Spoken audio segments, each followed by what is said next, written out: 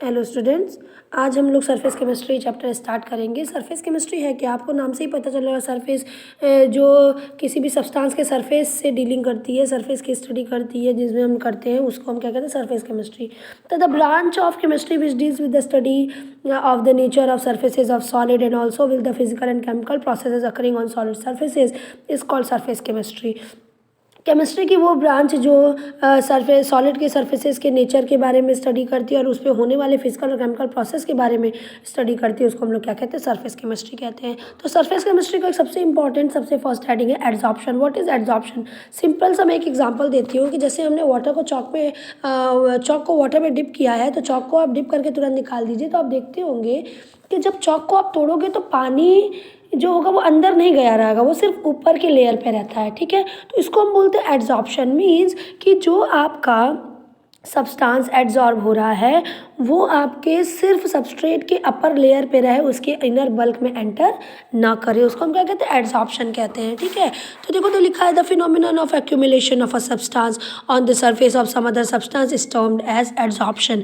किस एक सब्सटेंस का दूसरे सब्सटेंस के सरफेस पे एक्यूमुलेट होना, डिपॉजिट होना क्या कहलाता है, एड्जॉर्प्शन कहलाता है। और ये होता क्यों है? ये होता है जो डिफरेंट टाइप्स के फोर्सेस प्रेजेंट होते हैं सॉलिड या लिक्विड के सरफेसेस पे, उनकी वजह से ये होता है। ठीक है, आपका क्या होता है भाई, फोर्सेस प्रेजेंट रहते हैं, उन फोर्सेस को सेटिस्फाई करने के लिए वो दूसरे सॉलिड या लिक्विड पार्टिकल्स को अपनी ओर क्या करते हैं, अट्रैक्ट कर लेते हैं, और इस वजह से एड्जॉर्प्शन आपका हो जाता है। ठीक है, तो एड्जॉर्प्शन है क्या? एड्जॉर्प्शन है concentration, change in concentration at a surface. ठीक है, किसी सरफेस पे, किसी कोई सरफेस है, वहाँ पे जो भी कंसंट्रेशन, उसका जो कंसंट्रेशन, उसके कंसंट्रेशन में क्या हो जाए, चेंज हो जाए। ठीक है, किसकी वजह से? जो रेजिडुअल फोर्सेस प्रेजेंट है उस सरफेस पे, उसकी वजह से इसको हम क्या कहेंगे, एड्जॉर्प्शन कहेंगे। मेरी बात एकदम से समझना, किसी सब्सटेंस का दूसरे सब्सटेंस के सरफेस पे एक्यूमुलेट होना क्या कहलाता है, एड्जॉर्प्शन कहलाता है। ठीक है, अब वहाँ पे एक्यूमुलेट होगा तो वहाँ पे कंसंट्रेशन में चेंज होगा कि नहीं होगा, सरफेस पे कंसंट्रेशन में चेंज आएगा कि नहीं आएगा। पहले कम था वो सब्सटेंस, धीरे धीरे डिपॉजिट हो रहा है, तो उस सब्सटेंस का कंसंट्रेशन क्या हो रहा है, इंक्रीज कर रहा है। तो सब्सटेंस के कंसंट्रेशन में चेंज होना किसकी वजह से, जो अनबैलेंस्ड फोर्सेज, जो रेजिडुअल फोर्सेज उसके सरफेस पे प्रेजेंट है, उसकी वजह से क्या कहलाता है, एड्जॉर्प्शन कहलाता है। ठीक है, एड्जॉर्प्शन में एड्जॉर्ब होने वाला जो सब्सटेंस है वो इनर बल्क में एंटर नहीं करता है। मतलब जैसे ही आप लोग डायग्राम में यहाँ नहीं एंटर करेगा, वो सिर्फ यहाँ पे रहेगा, बाहर ही बाहर रहेगा। ठीक है, जैसे हम बोर्ड है, बोर्ड पे हम लिखते हैं और उसको हम डस्टर से इरेज कर देते हैं, तो वो जो हम लिख रहे हैं चौक से या मार्कर से, वो कहाँ रहता है, बोर्ड के अपर सरफेस पे रहता है। ठीक है, अब जो सब्सटेंस डिपॉजिट होता है दूसरे सब्सटेंस पे, उसको हम बोलते हैं एड्जॉर्बेंट। उसको हम क्या बोलते हैं, eight which the substance is deposit. वो सरफेस जिस पे कोई सब्सटेंस आके डिपॉजिट होता है उसको हम एड्जॉर्बेंट बोलते हैं, और जो सब्सटेंस आके डिपॉजिट होता है उसको हम एड्जॉर्बेट बोलते हैं। क्या कह रही हूँ, जिस पे आपका सब्सटेंस डिपॉजिट, जैसे मान लो बोर्ड है, बोर्ड इज एड्जॉर्बेंट और मार्कर इज एड्जॉर्बेट। बात समझ में आई? तो जिस सरफेस पे कोई सब्सटेंस आके डिपॉजिट होता है वो एड्जॉर्बेंट होता है, और जो डिपॉजिट होता है इसको हम क्या कहते हैं, एड्जॉर्बेट कहते हैं। जैसे कि चारकोल पे जब अमोनिया गैस को आप पास कराओगी तो अमोनिया गैस क्या होगा, चारकोल के अपर सरफेस पे रह जाएगा। ठीक है, इसमें चारकोल क्या है, एड्जॉर्बेंट है, और अमोनिया क्या है, एड्जॉर्बेट है। बात समझ में आ गई? नेक्स्ट है आपका एब्जॉर्प्शन। एब्जॉर्प्शन कॉमन है। एब्जॉर्प्शन इज दैट कि अब हमने चॉक को डिप किया है और हमको थोड़ी देर बाद हम निकाल रहे, देख रहे हो धीरे धीरे पानी उसके इनर सरफेस पे भी क्या कर गया, एंटर कर दिया। तो एब्जॉर्प्शन वो प्रोसेस होता है जिसपे जो एड्जॉर्बेट होता है वो एड्जॉर्बेंट के इनर बल्क में पेनिट्रेट कर जाता है। ठीक है, और पूरे क्रिस्टल में, पूरे लैटिस में फैल जाता है, मतलब इनर भी और आउटर भी वो पूरी तरीके से डिपॉजिट हो जाता है। इसको हम क्या कहते हैं, एब्जॉर्प्शन कहते हैं। बात समझ में आ रही है? तो यहाँ पे डिपोजिशन सिर्फ सरफेस पे नहीं, आपका जो एड्जॉर्बेट होता है वो एड्जॉर्बेंट के इनर बल्क में भी एंटर कर जाता है। ठीक है, तो इसको हम एब्जॉर्प्शन कहते हैं। अब आपका है difference between absorption and adsorption. Adsorption and absorption में क्या डिफरेंस है? पहला, एड्जॉर्प्शन एक सरफेस फिनोमिनन है और एब्जॉर्प्शन एक बल्क फिनोमिनन है, आपको पता ही है। एब्जॉर्प्शन सिर्फ आउटर सरफेस पे होता है और एब्जॉर्प्शन आउटर और इनर दोनों सरफेस पे होता है।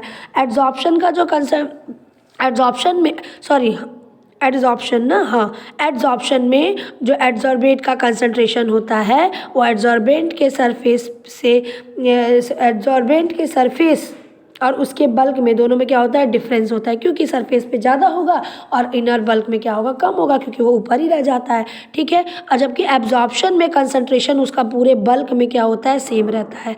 एब्जॉर्प्शन का जो रेट होता है वो बिगिनिंग में हाई होता है, ठीक है, बहुत तेज़ी से होता है, और जैसे जैसे इक्विलिब्रियम आता है ये आपका धीरे धीरे घटता जाता है। और एब्जॉर्प्शन आपका हमेशा एक यूनिफॉर्म स्पीड के साथ होता है, इसके स्पीड में कोई भी चेंज नहीं होता है। बात समझ में आ गई? तो ये हो गया एब्जॉर्प्शन एंड एड्जॉर्प्शन में डिफरेंस। अब आपका नेक्स्ट है जॉर्प्शन। जॉर्प्शन क्या है? जॉर्प्शन आपका वो फिनोमिनन है जिसमें एब्जॉर्प्शन और एड्जॉर्प्शन एक साथ हो रहा हो, simultaneously, in which absorption and adsorption occur simultaneously is known as sorption. ठीक है, जैसे आप लोग H2PD यूज़ करते हो ना, हम लोग रिड्यूसिंग एजेंट यूज़ करते हैं, तो उसको बनाने क्या होता है, पैलेडियम को हाइड्रोजन के कांटेक्ट में लाया जाता है, हाइड्रोजन उसके आउटर सरफेस पे भी रहता है और इनर सरफेस में भी एंटर कर जाता है, तो इस प्रोसेस को हम क्या कहेंगे, जॉर्प्शन कहेंगे।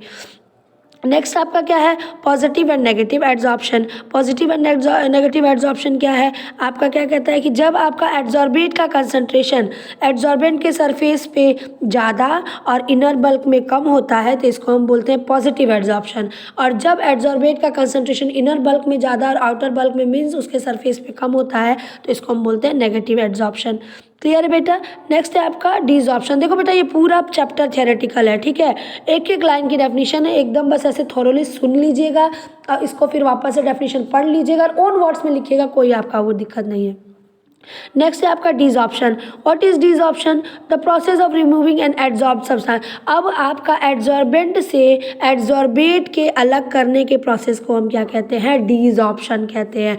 एड्जॉर्बेंट से एड्जॉर्बेट को अलग करने के प्रोसेस को हम क्या कहेंगे, डिसऑर्प्शन कहेंगे।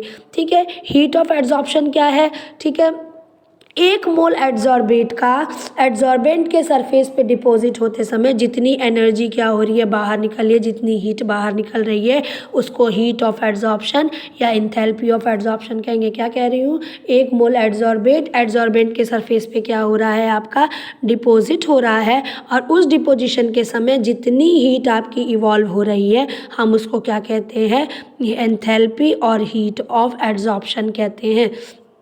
बात समझ में आई बेटा?